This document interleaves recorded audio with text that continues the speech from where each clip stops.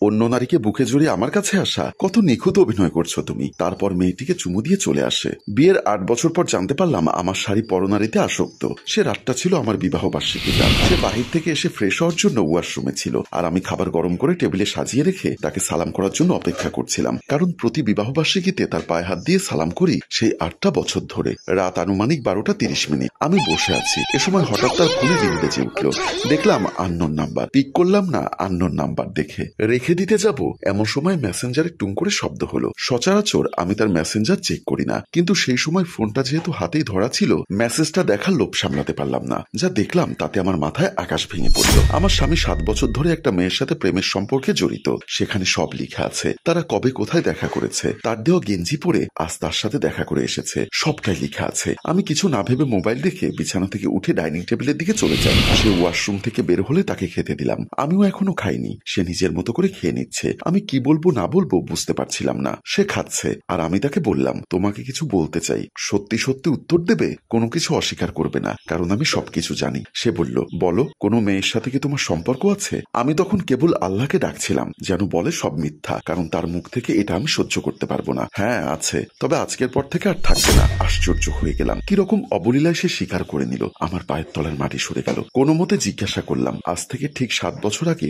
তোমার ফোনে একটা মেয়ের মেসেজ দেখেছিলাম, সেই মেয়েটাই? সে বলল, হ্যাঁ সেই মেয়েটাই। আমার চারিদিক অন্ধকার হয়ে গেল। নিজেকে কোনো মতেই সামলাতে পারলাম না। তবুও যতটা সম্ভব ঠান্ডা হয়ে তার ফোনটা নিয়ে তার সামনেই মেয়েটাকে ফোন দিলাম। তখন রাত প্রায় 2টো বাজে। রিং হতেই ওপাশ থেকে একটা ছেলে ফোন ধরলো। বললাম, এটা কি অনামিকার নাম্বার? লোকটা বলল, হ্যাঁ। বললাম, আপনি কে? আমি তার স্বামী। আপনি কি জানেন আপনার বউ একজনের সাথে প্রেম করে, নাকি নিজের বউকে বিক্রি করে দিয়েছেন? কি যাতা বলছেন? এটা বলতেই আমার হাজবেন্ড আমার হাত থেকে ফোনটা নিয়ে আছাড় মেরে ভেঙে চুরমার করে ফেললো, আর আমাকে 2টো থাপ্পড় মেরে দেয়। আমি কিছু না বলে আস্তে করে রান্নাঘরের দিকে চলে গেলাম। রান্নাঘরে গিয়ে মনে হয় আমি সে সময় কাঁদতে ভুলে গেছিলাম। বুকটা পাথর। দেওয়ালে হেলান দিলাম। মনে পড়তে লাগলো সেসব পুরনো দিনের কথা। সে সময় কলেজে পড়তাম। আমি শহরের কলেজের হোস্টেলে থাকতাম। 4 বছরের সম্পর্ক থেকে পারিবারিক সম্মতিতে হঠাৎ করেই বিয়ে হয়ে গেল। দুজনের মতো সুখী কেউ ছিল না সেদিন। এই 8টা বছরে আমি একটা দিনও তাকে ছাড়া ঘুমোইনি। রোহান ঘুমিয়ে আছে। আমি তার বাহুতে মাথা রেখে ঘুমোলাম। সে মাথায় হাত বুলিয়ে দিচ্ছে। আমারও আস্তে আস্তে ঘুম আসছে।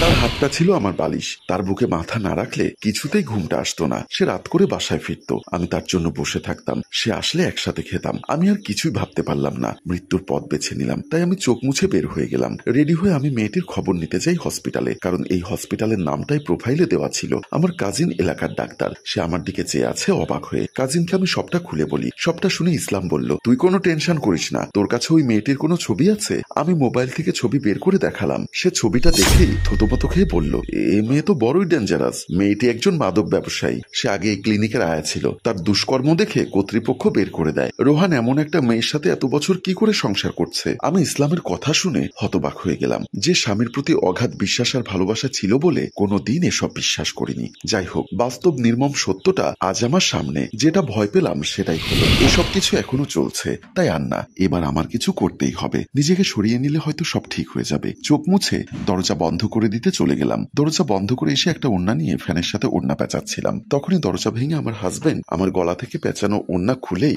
আমার গালে ঠাস ঠাস করে 2টো থাপ্পড় বসিয়ে দিল। সে আমাকে সরি বা জড়িয়ে না ধরে থাপ্পড় কেন মারলো তা আমার কাছে বোধগম্য নয়। কান্নাটা ছিটকে বের হতে চাইল, কিন্তু আটকে যাচ্ছিল। হয়তোবা অপমান আর অভিমানের চাপে শুধু 2 চোখ দিয়ে অশ্রু আর বুক থেকে হেঁচকি উঠে আসছিল। যাই হোক, আমাদের চেঁচামেচিতে আমার শাশুড়ি মা আসে, আর আমার 6 মাসের ছোট বাচ্চাটা জেগে গেল। আমার বাচ্চাটা জেগেই কান্না শুরু করে দিল। বাচ্চার কান্না দেখে বুকে জড়িয়ে নিলাম। শাশুড়ি সব শুনে কিছুক্ষণ থ হয়ে বসে থাকলো। তারপর আমাকে ছেলের পক্ষ হয়ে বোঝাতে শুরু করে বলল, বাচ্চা কাঁদছে, তাকে নিয়ে শুয়ে পড়ো। প্রায় ভোর হয়ে আসলো, শুয়ে পড়ো তাড়াতাড়ি। আমি নিজের মতো শুয়ে পড়লাম। আমার স্বামী ও শাশুড়ি বের হয়ে যায়। আমি বিছানায় শুয়ে শুয়ে ভাবছি, ঘুম সব কোথায় যেন হারিয়ে গেল। আমি সর্বোচ্চ শিক্ষায় শিক্ষিত, আর সেই মেয়ে একজন অশিক্ষিত আয়া। আমি কি করে এত বড় অপমান সহ্য করব?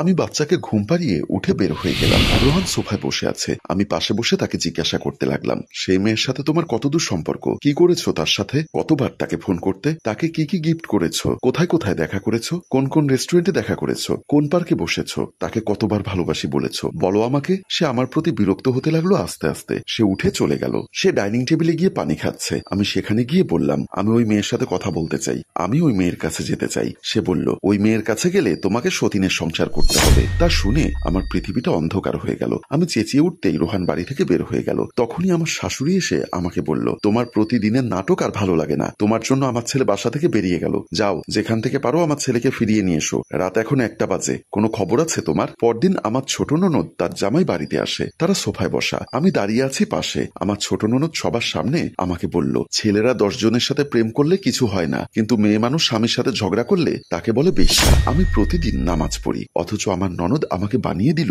বেশ্যা। তার স্বামী বলল, চুপ করো তো তুমি, এমন করে কাউকে কেউ বলে? তো হয়েছে কি বললে? প্রশ্রয় দিলে মাথায় উঠে যাবে। তার স্বামী আবারও বলল, নীলিমা, এখানে আমি বসে আছি, দেখছই তো, নিজেকে সংযত করো, তুমিও তো একটা মেয়ে। আমার শাশুড়ি বলল, জামাই বাবা, আমার মেয়ে তো খারাপ কিছু বলেনি। আমি আর না দাঁড়িয়ে সেখান থেকে চলে আসি। আমার শাশুড়ি ও ননদ দুজনে ননদের জামাইকে ধমকাচ্ছে। আমিও কোনো কথা না বলে শুয়ে পড়লাম। সবকিছু আগের মতো হবে বলল সবাই, সংসার, বাচ্চা, কিন্তু ভেতরের আগুনটা কিছুতেই নেভে না। তাই ডিসিশন নিলাম তার সাথে আর থাকবো না, শুধু নিজের সার্টিফিকেট গুলো নিয়ে এই বাসা থেকে চলে যাব। তার বাচ্চাকে সে একা মানুষ করুক, এটাই তার শাস্তি। কিন্তু আমি মা, বাচ্চাকে ছেড়ে যাব ভাবতেই দু চোখে জল ভরে আসে। সিদ্ধান্ত নিলাম বাচ্চাকে সাথে নিব। ঢাকায় আমার এক ফ্রেন্ড থাকে, আপাতত তার বাসায় কয়েকটা দিন থেকে একটা চাকরি জোগাড় করে নিব। ভোরে একটা ছোট ব্যাগ, আমার সার্টিফিকেট আর আমার ছোট বাচ্চা এসব নিয়ে রুম থেকে বের হয়ে গেলাম। দরজার সামনে এসে পুরো বাড়ি আর নিজের বাচ্চার দিকে তাকাচ্ছি আর চলে যাচ্ছি অজানা পথের উদ্দেশ্যে। আর এখানে একটি মেয়ের অগোছালো সংসার ও ভাগ্যের খেলা দেখিয়ে আমাদের গল্প শেষ হয়। সম্মানিত ভিউয়ার্স, আসলে মেয়েটির সাথে এমনটি হওয়া কি উচিত ছিল? এর ভেতরে মেয়েটির দোষ কি শুধু তার স্বামীর পরকীয়া ধরে ফেলেছে সেটাই? কমেন্টসে জানিয়ে দিবেন। গল্পটির ভাবনা ও পরিচালনায় হাশেম রাজু, চিত্রগ্রহণ শিহাব ও শাকিল, প্রযোজনায় মঞ্জুর মোর্শেদ মিউজিক প্লাস। গল্পটি ভালো লাগলে লাইক, কমেন্টস ও শেয়ার করে দিন। ধন্যবাদ।